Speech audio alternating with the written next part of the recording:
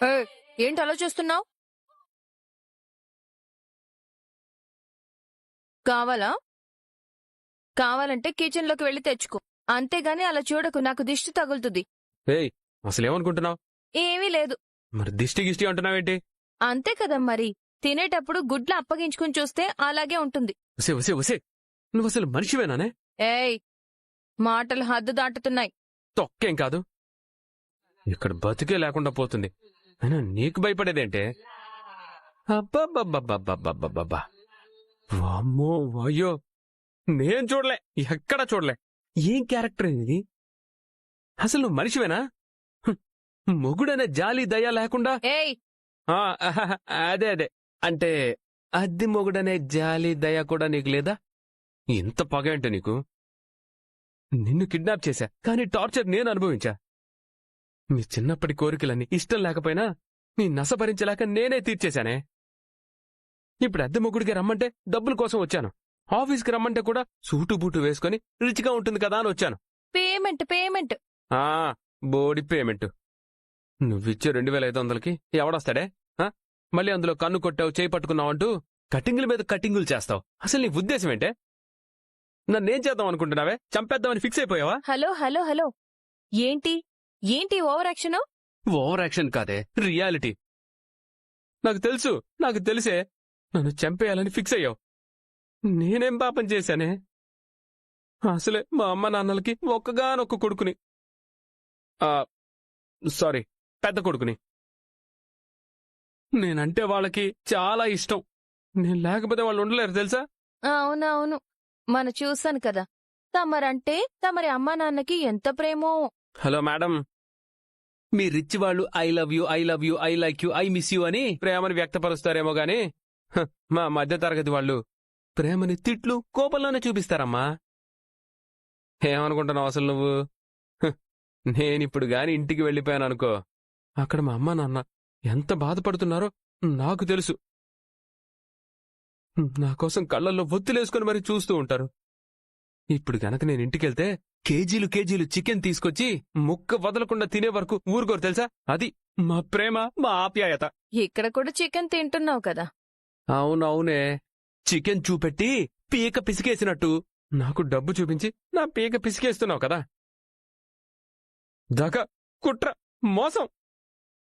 ఇన్ని రోజులు సహించాను గాని ఇక సహించను. ఇన్ని రోజులు ఊరుకున్నాను గాని ఇంకూరుకోను. చాలా ఎక్కువైంది. అసలు విషయం ఏంటో చెప్పు. నీకేమన్నా మైండ్ దొబ్బిందా? ఏయ్, మరి లేకపోతే ఏంటే? స్కాముల మీద స్కాములు చేసి నన్ను ఏకంగా మీ రేఖ ఆంటీ ముందు బలి చేయడానికి సిద్ధపడ్డావు. ఏంటి? అర్థం కాలేదా? నీకేం అర్థం కావు, అస్సలు అర్థం కావు. కానీ నా పేమెంట్ కట్ చేసే విషయంలో మాత్రం అన్నీ అర్థమవుతాయి. సోదాపి అసలు విషయం ఏంటో చెప్పు. అవునవును, పక్కోడి బాధ సోదిలానే ఉంటుంది. ఏయ్, నేనేం చేశాను చెప్పు ఫస్ట్. అరే, నా మానా నేనుంటే కంపెనీ తోటకూర పాలకూర అంటూ కంపెనీకి తీసుకెళ్ళావు. నీ అంతటి నువ్వే నన్ను సీఈఓగా పోటీ చేయమని ఆర్డర్ వేసి ప్లాన్ ఇచ్చి మరి అంతా నాతో చేయించావు. మళ్ళీ ఈ విషయాలన్నీ తీసుకెళ్లి నేను చేస్తున్నట్టుగా మీ రేఖ ఆంటీకి చెప్పి నన్ను భలే ఇరికించావు కదే. ఇప్పుడు మీ రేఖ ఆంటీ ఊరుకుంటుందా? అస్సలు ఊరుకోదు. ఇక నుంచి అలిసిపోని యోధుడిలాగా నాతో యుద్ధం చేస్తూనే ఉంటుంది. తేడా వస్తే పీక తీసేస్తుంది. ఎహే ఊరుకో. ముందు నేను చెప్పేది విను. నేను సీఈఓ అవ్వాలని ప్రయత్నిస్తే రేఖ ఆంటీ అడ్డుపడుతుంది, నా మీద డౌట్ పడుతుంది. అందుకే కదా నన్ను సీఈఓగా పోటీ చేయమన్నా. అవును, నువ్వు పోటీలో ఉంటే తనని తాను కాపాడుకోవడానికి మా రేఖ ఆంటీ నన్ను సీఈఓని చేస్తుంది. ఊరే రాజుగా, నువ్వు సీఈఓ అవుతావని చాలా ఆశలు పెట్టుకున్నావు కదరా. ఆశల మీద ఒక్కసారిగా నీళ్లు చల్లిందిరా. అంటే నన్ను సీఈఓ చేయవన్నమాట? ఛాన్సే లేదు. నువ్వొక దొంగవి, కిడ్నాపర్వి, అబద్ధాల కోరువి. అలాంటి నీ చేతుల్లో కంపెనీ పెడితే ఇంకేమైనా ఉందా? ఏ ఇందు, డబ్బులిస్తున్నావు కదా అని ఎలా పడితే అలా బాగితే బాగోచ్చు చెప్తున్నా. నాకు కూడా హార్ట్ ఉంది, అది కూడా హర్ట్ అవుతుంది. ఈగో హట్ అవ్వదా? దాని గురించి ఇప్పుడెందుకులే. కానీ మీ రేఖ ఆంటీ వాళ్ళకి ఏమైనా డౌట్ వస్తే? అస్సలు రాదు. వాళ్ళు నీ గురించే ఆలోచిస్తారు. అసలా రాజుగడు ఇంత చేస్తుంటే నువ్వెందుకు సైలెంట్గా ఊరుకుంటున్నావు రేఖా? మొదట్లోనే వాణ్ణి కత్తిరించాలి, లేదంటే మన నెత్తినెక్కి కూర్చుంటాడు. వదినా, ఎందుకంత కంగారు పడతావు? ఒకప్పుడు వాడి చేత ఆస్తి పేపర్ల మీద సంతకం పెట్టించుకోవాలని ఏదో మంచివాళ్లలా నటిస్తూ వాడికి ఎంతో కొంత డబ్బు పారేసి మన పని పూర్తి చేసుకుందాం అనుకున్నాం. కాని వాడిప్పుడు ఏకంగా నా చైర్లోనే కూర్చోవాలని చూస్తున్నాడు. వాడు మొండోడు, దేనికి వెనకాడ్డు. అసలు వాడు ఆల్రెడీ చెప్పాడు కదా కంపెనీ వాడి చేతిలోకి తీసుకుంటానని. ఇప్పుడు వాడు అదే ప్రయత్నంలో ఉన్నాడు. కాని నేనూరుకోను కదా. నా ప్లాన్లు నాకు ఉంటాయి కదా. అసలు వాణ్ణి నువ్వెలా అడ్డుకుంటావు రేఖా? దానికి నా దగ్గర ఒక బ్రహ్మాస్త్రముంది వదినా. ఆ బ్రహ్మాస్త్రం నేనే. ఆ బ్రహ్మాస్త్రాన్ని వాడుకొని నేను మళ్ళీ సీఈఓ అవుతాను. కంపెనీ పగ్గాలు మళ్ళీ నేనే పట్టుకుంటాను. నన్ను అడ్డుపెట్టుకుని తను సీఈఓ అవ్వాలనుకుంటుంది. కాని అలా జరగకూడదు. అదే జరుగుతుంది. అది జరగకూడదంటే మన బోర్డ్ మెంబర్లు సీనియర్ మెంబర్ అయిన పరందామయ్య గారిని కలవాలి. పరందామయ్య గారా? ఆయనెవరు? చెప్పాను కదా, మా కంపెనీ బోర్డ్ మెంబర్. అది సరే, తను మనకి సపోర్ట్ చేస్తాడని గ్యారెంటీ ఏంటి? తను కూడా అభిలేష్లా మాట్లాడతాడేమో. అస్సలు మాట్లాడు. ఎందుకంత నమ్మకం? ఎందుకంటే ఆయన మా నాన్న, మా తాతయ్యతో కలిసి పనిచేశారు. మా వాళ్లంటే ఆయనకి చాలా గౌరవం. ఖచ్చితంగా నేనడిగింది చేస్తారు.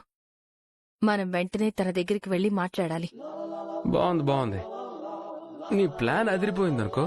కాని నాకు డౌట్. ఏంటి? నువ్వున్నదెంత? చూస్తే చాలా అమాయకురాల్లా ఉంటావు. నీకు ఇంటి పని వంట పని తప్ప అసలు బిజినెస్ వ్యవహారాలే అస్సలు తెలియవంటున్నారు. కాని ఇంత క్రూయల్గా ఎలా థింక్ చేస్తున్నావు? ఏయ్, ఇది క్రూయల్ కాదు.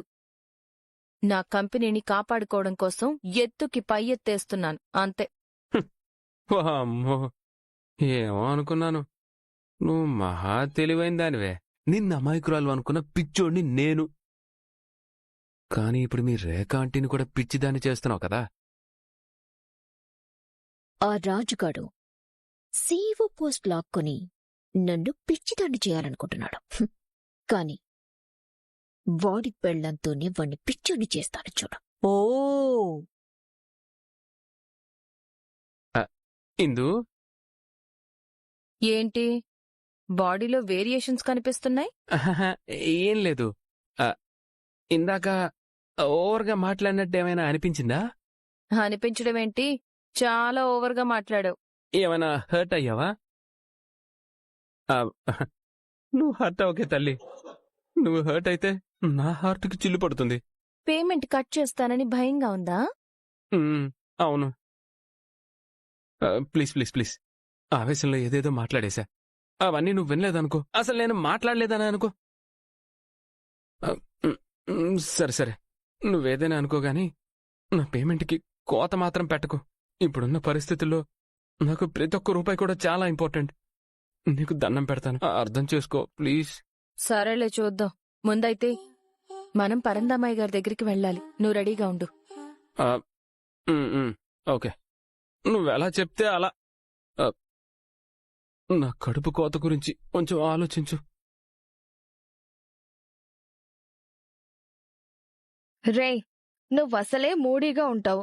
ఇంకా ఇప్పుడిలా డల్గా ఉంటే నీ మొహమే చూడబుద్ధి కావట్లేదురా. కొంచెం స్మైల్తో ఉండ్రా. స్మైల్ నా బతుక్కి అదొక్కటే తక్కువ.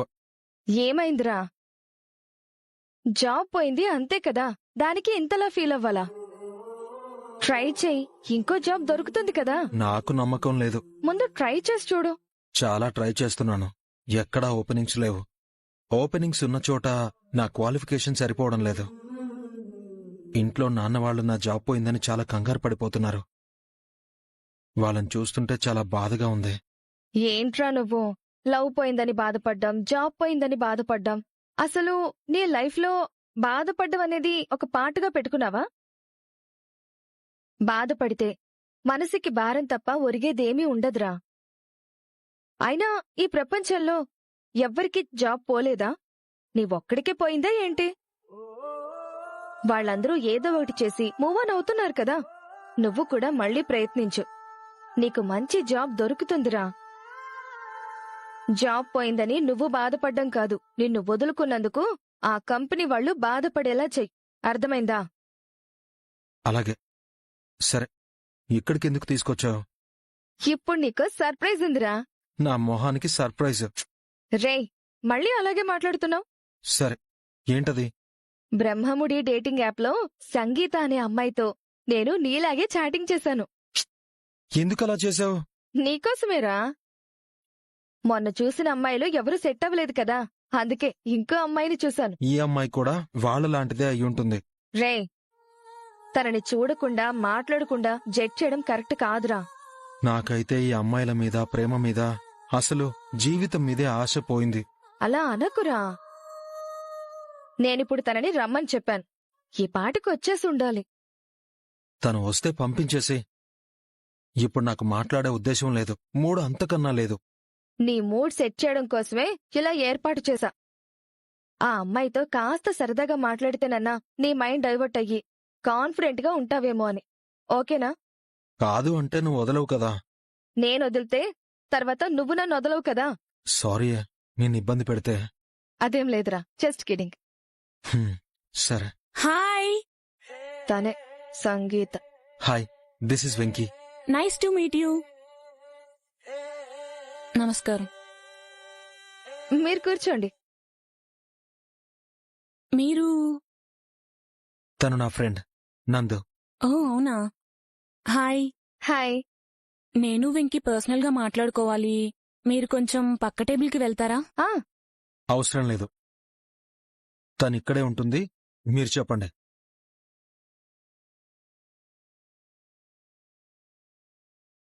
మీరు బుక్స్ చదువుతుంటారా? చదవను. సినిమాలు? చూడను. గేమ్స్ లాంటివి? ఆడను. మరి ఇంకేం చేస్తారు? ఆ నేను చెట్లెక్కుతాను, కానీ నందునే నన్ను కిందకి దింపుతూ ఉంటుంది. ట్రై వెంకీ, ఏంట్రా ఇది? సంగీత, నువ్వేమనుకోకు. ఈరోజు మా వాడి మూడ్ అస్సలు బాలేదు. మూడ్ బాలేనప్పుడు ఎందుకు రమ్మనడం? పర్లేదులే, వాడు నా బెస్ట్ ఫ్రెండ్. వాడి గురించి మొత్తం నాకు తెలుసు. నీకు ఏ డౌట్ ఉన్నా నన్ను అడుగు, నేను చెప్తా. లేదు నందు, నేనే తన్ని అడుగుతాను.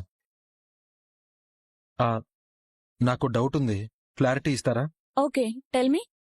మీరు నన్ను ఇష్టపడుతున్నారా? అవును, ఐ లైక్ యూ. ఎందుకు లైక్ చేస్తున్నారు?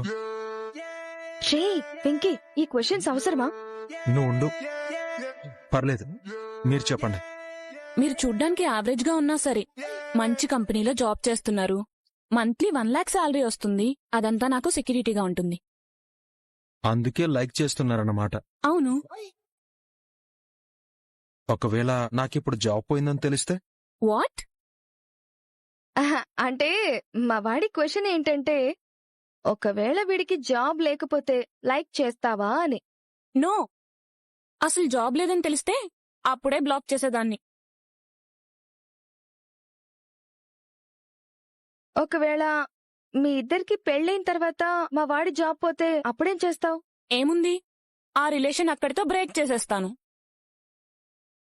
లైఫ్లో బాగా సెటిల్ అయిన అబ్బాయిని చూసి పెళ్లి చేసుకుంటాను. నేను చెప్పాను కదా నందు, ఈ ప్రపంచంలో అందరూ ఇలాగే ఉన్నారు. వీళ్లతో రిలేషన్లో ఉండాలన్నా, పెళ్లి అనే బంధం కంటిన్యూగా ఉండాలన్నా అబ్బాయి 4 చేతులా సంపాదించాలి, వీళ్ల సరదాలు తీర్చాలి. అంతేగాని వీళ్లు మాత్రం తనకి ప్రేమ పంచరు, అసలు మనిషిలానే చూడరు. అసలు ఈ రోజుల్లో నిజమైన ప్రేమే లేదు నందు. హలో, అనవసరంగా మాట్లాడకు. నేను అందర్లాంటి అమ్మాయిని కాదు, స్పెషల్. నా ప్రేమ చాలా స్ట్రాంగ్గా ఉంటుంది. నేనేదో క్యాజువల్గా అలా అన్నానంతే. అవునా? అంటే ఇప్పుడు ఒక అమ్మాయిని ప్రేమించి పెళ్లి చేసుకుంటే అతని జాబ్ పోయినా కూడా మీరేమనరు అంటారు. అవును. తనతోనే కలిసి ఉంటాను అంటారు. అవును. Okay, good. అయితే నాకిప్పుడు ఉద్యోగం లేదు. ప్రొఫైల్లో ఉద్యోగం చేస్తున్నట్లుందే. అది పోయింది, పైగా 10 లక్షల అప్పుంది. Just a minute. నాకు అర్జెంట్ కాల్ వచ్చింది, నేను వెళ్తున్నాను. హలో మేడం, జాబు డబ్బు ఉంటేనే లైకు లవ్వు, అంతేగాని ఎదవ కబుర్లు చెప్పకండి. వెళ్ళ. హ్మ్. ఇది పరిస్థితి. అసలు పెళ్లి అనే బంధానికి వాల్యూ లేకుండా పోయింది. ఇప్పటి యువత జాబుంటే సెక్యూర్డ్గా ఉంటుంది, డబ్బుంటే రిచ్గా లైఫ్ లీడ్ చేయొచ్చు అనే ఊబిలో కూరుకుపోతున్నారు. అలాంటి వాళ్లు జీవితంలో ఎదుర్కొనే కష్టసుఖాల్లో ఎలా పాలు పంచుకుంటారు? అయినా ఇప్పుడున్న సిచ్యువేషన్లో నాకు 3 పూటలా తిండి దొరకడమే కష్టం. ఇంక నా మొహానికి ప్రేమ గిమనా అస్సలొద్దు. సర్లేరా, ఇప్పుడు నువ్వున్న ఫ్రస్ట్రేషన్లో నీకేం చెప్పినా అర్థం కాదు. నీకు జాబ్ ఉంటే తప్ప నీ మీద నీకు కాన్ఫిడెంట్ ఉండదు. నువ్విలా డిసప్పాయింట్మెంట్లో ఉంటే డిప్రెషన్లోకి వెళ్ళిపోతావురా. అందుకే నీ మైండ్లో ఉన్న నెగటివిటీ థాట్స్ తీసేసి పాజిటివ్ మైండ్ సెట్తో జాబ్ కోసం ప్రయత్నించు. ఖచ్చితంగా నీకు జాబ్ వస్తుంది. ఓకేనా? ఓకే. ఉమ్.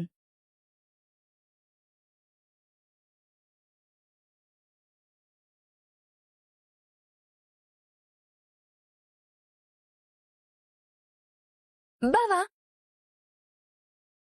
ఏ స్వాతి, తప్పుకో, నేను అర్జెంటుగా బయటికి వెళ్ళాలి.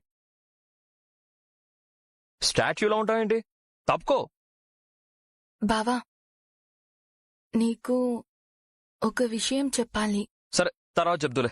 లేదు బావా, ఇప్పుడే చెప్పాలి. నీకు చాలా రోజుల నుంచి చెప్పాలనుకుంటున్నాను. సరే, ఏంటి తొందరగా చెప్పు.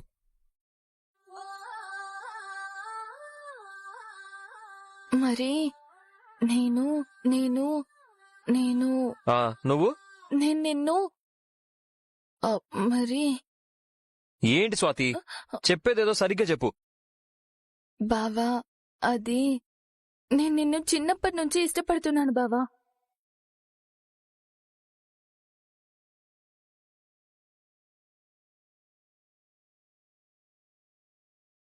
నిన్ను ప్రాణం కన్నా ఎక్కువగా ప్రేమిస్తున్నాను.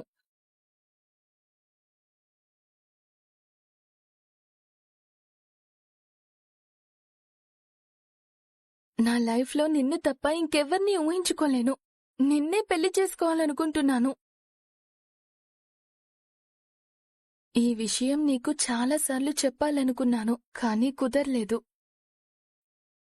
మొన్న రేఖ ఆంటీ నీకు ఇందు అక్కకి పెళ్లి చేయాలనుకున్నప్పుడు నేను చాలా బాధపడ్డాను బావా.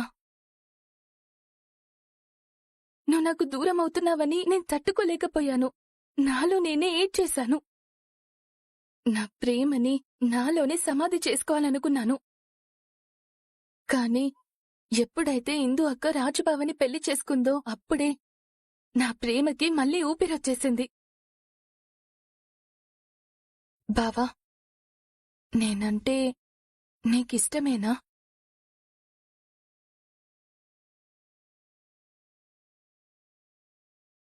నువ్వు నన్ను పెళ్లి చేసుకుంటావా?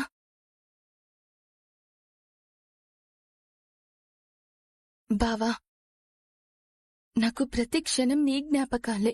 ఎటు చూసినా నీ రూపమే. ఏం చేసినా నీ ఊసే. నువ్వెక్కడ దూరం అవుతావో అని క్షణక్షణం నరకం అనుభవిస్తున్నాను బావా. బావా, చెప్పు బావా, చెప్పు, నేనంటే నీకిష్టమేనా?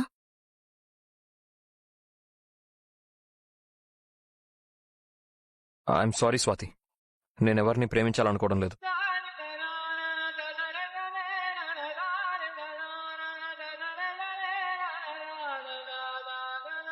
బావా, అవును, మా అమ్మ ఏం చెప్తే నేను అదే చేస్తాను. మొన్న ఇందుని పెళ్లి చేసుకోమంది. నాకు ఇష్టం లేకపోయినా పెళ్లి చేసుకోవడానికి రెడీ అయిపోయాను. నా అదృష్టం బాగుండి దాన్ని పెళ్లి చేసుకోలేదనుకో, ఐఎమ్ హ్యాపీ. అలాగే ఇప్పుడు కూడా మా అమ్మ ఎవరిని పెళ్లి చేసుకోమంటే నేను వాళ్ళనే చేసుకుంటాను. అది కాదు బావా. స్వాతి, నువ్వు ప్రపోజ్ చేసావు, నేను నా ఉద్దేశం చెప్పేశాను. ఇక ప్లీజ్ తప్పుకో. ఎక్కడ ఎక్కడ ఎక్కడ ఎక్కడ ఎక్కడ నీ ప్రేమ? ఈ ప్రశ్నకు బదులుంటే చెప్పమ్మా. ఎందుకు ఎందుకు ఎందుకు నీకీ మొండితనం ప్రేమ? నాకు దూరం అవ్వడమే గెలవడమా స్వాతి అక్క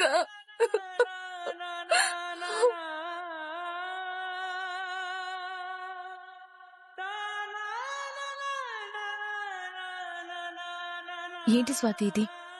ఎందుకు బాధపడుతున్నావు? కనీసం ఇప్పుడైనా మదన్కి ప్రపోజ్ చేశావు. కానీ నా లవ్ రిజెక్ట్ చేశాడు కదక్కా. తను నాకు కావాలక్కా. తను లేకుంటే నాకు లైఫే లేదక్కా. స్వాతి, తనేమీ రిజెక్ట్ చేయలేదు. వాళ్ళమ్మ ఏం చెప్తే అదే చేస్తానన్నాడు. అంటే నువ్వంటే ఇష్టం ఉండొచ్చు కదా, నీపైన ప్రేమ కూడా ఉండొచ్చు కదా. ఒకవేళ వాళ్ళమ్మ గురించి ఆలోచించి తన ఇష్టాన్ని ప్రేమని మనసులోనే దాచుకున్నాడేమో, ఎవరికి తెలుసు? అయినా ఏం లాభమక్కా, వాళ్ళమ్మ మాటే వింటానంటున్నాడు కదా. అవును స్వాతి, ఒకవేళ వాళ్ళ అమ్మ తనతో నిన్నే పెళ్లి చేసుకోమని చెప్పినా చెప్తుందేమో, మనకి తెలీదు కదా. నువ్విలా బాధపడకు స్వాతి.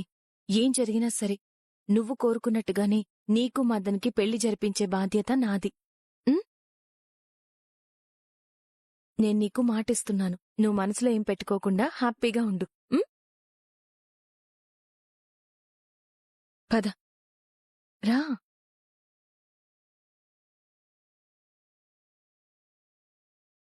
ఓహో, నువ్వు నా కొడుకుని ప్రేమిస్తున్నావా? మీ అమ్మేమో నా కొడుకుని అల్లుణ్ణి చేసుకుందాం అనుకుంటోంది. బాగుంది, చెప్తాను మీ సంగతి. ఇప్పుడు మీరు గనక నాకు సపోర్ట్ చేస్తే నేను కంపెనీకి పూర్వ వైభవం తీసుకొస్తాను. కంపెనీకి మళ్ళీ పూర్వ వైభవం వస్తుందంటే నాకు అంతకు మించిన సంతోషం ఏమీ లేదమ్మా. మీ ఒక్క ఓట్తో నాకు సపోర్ట్ చేయండి. నా సపోర్ట్ ఎప్పుడూ ఉంటుంది. ఎవరి గురించి నీ బాధ? ఇందు గురించి. ఆ ఇందుకి ఏం కావాలంటావు? ఫస్ట్ నైట్ ఏర్పాట్లు చేసి వాళ్ళని ఒకటి చేద్దామని ఎవరైనా ఒక్కరైనా అనుకుంటున్నారా? ఇప్పుడు వాళ్ళ ఫస్ట్ నైట్ కి ఏర్పాట్లు చేసేద్దాం అపర్ణ. అయితే